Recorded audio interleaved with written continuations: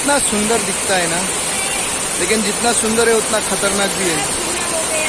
अभी साथ जी लोग आया है, शाम का 4 बज रहा है, अभी रुकने के लिए भी नहीं देता है। अभी मजा आ गया।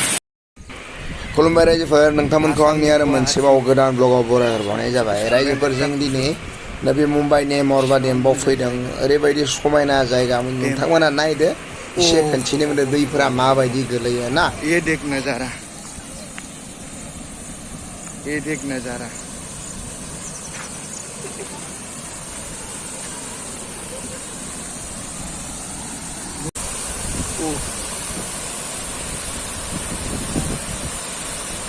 रायजोफोर, बिसिबां मोजां डेम, बिउटिफुल।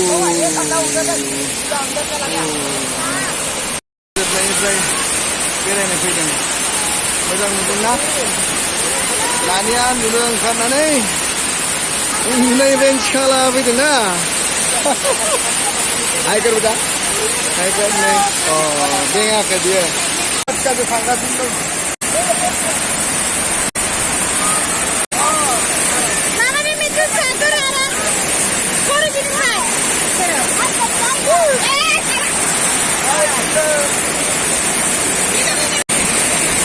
ये है मेरा हस्बैंड और मेरा बेटी है। देखो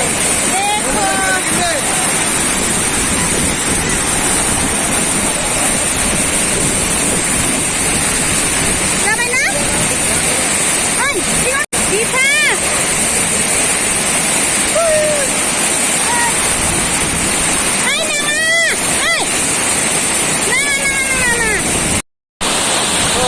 रायजोफोर, सुना